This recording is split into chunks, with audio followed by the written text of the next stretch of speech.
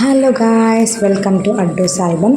இன்றைக்கி நீங்கள் பார்க்குற வீடியோ வந்து பாண்டிச்சேரி விழாவோட கண்டினியூஷன் தான். ஃபஸ்ட்டு கிளிப் பார்க்கல அப்படின்னு சொன்னால் டிஸ்கிரிப்ஷன் லிங்க் தரேன், போய் செக் பண்ணுங்கள்.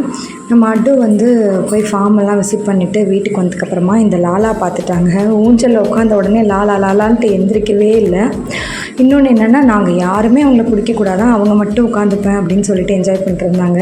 அவங்க பண்ணுற சேட்டையெல்லாம் செம்ம க்யூட்டாக இருந்தாலும் அவன் தனியாக உட்காந்துருக்கும் போது எனக்கும் பயமாக இருந்துச்சு. ஸோ நாங்கள் கொஞ்சம் கேர்ஃபுல்லாக அவங்கள பார்த்துட்டு இருந்தோம்.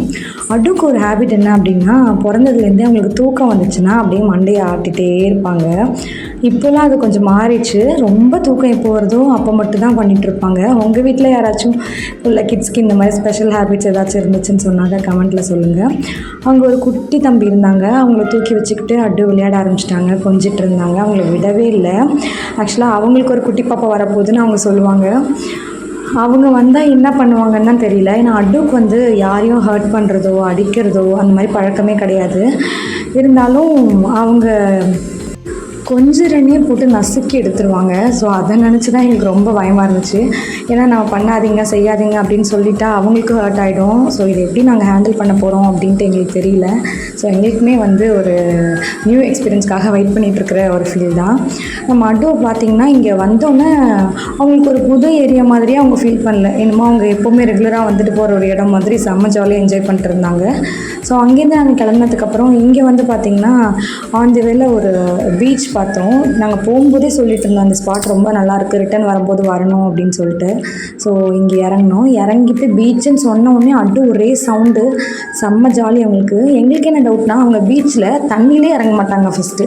ஏன் இவ்வளோ எக்ஸைட் ஆகுறாங்க அப்படின்னு சொல்லிட்டு கேட்டதுக்கு அவங்க என்ன திரும்ப சொன்னாங்க, ஐஸ்கிரீம் இருக்கும் இங்கே அப்படி சொன்னாங்க. அவங்க வந்து பீச்னாலே ஐஸ்கிரீம் இருக்கும் போல் அப்படின்னு நினச்சிக்கிட்டு அந்த ஜாலியில் தான் அவங்க ஹாப்பியாக இறங்கியிருக்காங்க. இங்கே வந்து பார்த்திங்கன்னா அவ்வளோவா ஷாப்ஸ் எதுவும் கிடையாது. பட் அந்த லொக்கேஷன் வந்து செம்மையாக இருந்துச்சு. ஸோ அந்த இடத்த ஃபுல்லாக அவங்களுக்கு கேப்சர் பண்ணிடலாம் அப்படின்னு சொல்லிட்டு தான் நான் பண்ணிகிட்டு இருந்தேன். இங்கே கூட வந்து போனா அப்பா அம்மா வந்திருந்தாங்க.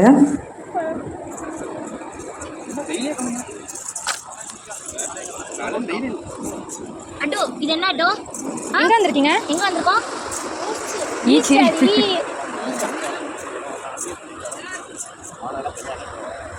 கூப்பிடுறா. Ready ready.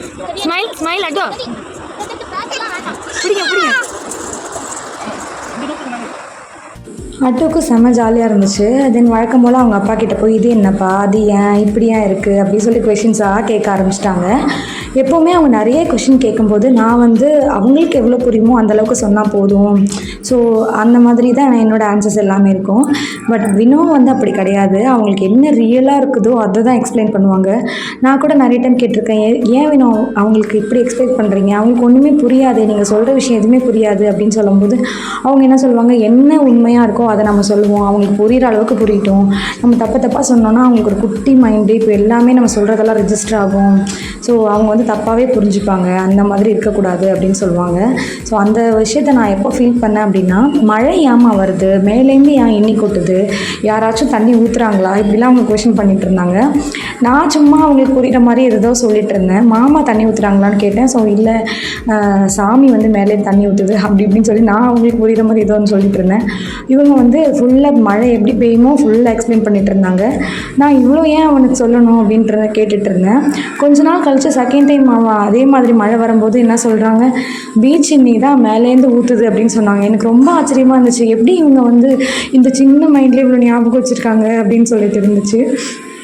ஸோ வினோ சொன்னதுக்கான இம்பார்ட்டன்ஸை நான் அப்போ தான் புரிஞ்சுக்கிட்டேன். போனா இருக்கும்போது தான் எங்கள் 2 பேருமே ஃபோட்டோஸ் நிறைய எடுப்பான். ஸோ அந்த மாதிரி நாங்கள் ஒரு பக்கம் போயிட்டு ஃபோட்டோஸ் வீடியோஸ்லாம் எடுக்க சொல்லிட்டு இருந்தோம். நம்ம அட்டு வந்து இந்த பக்கம் தனியாக வந்து மணலில் ஜாலியாக விளையாட ஆரம்பிச்சிட்டாங்க. பீச்சுக்கு வந்து அவங்க தண்ணியில் இறங்க மாட்டாங்க, மேலே உட்காந்துட்டு தான் விளையாண்டுட்டு இருப்பாங்க.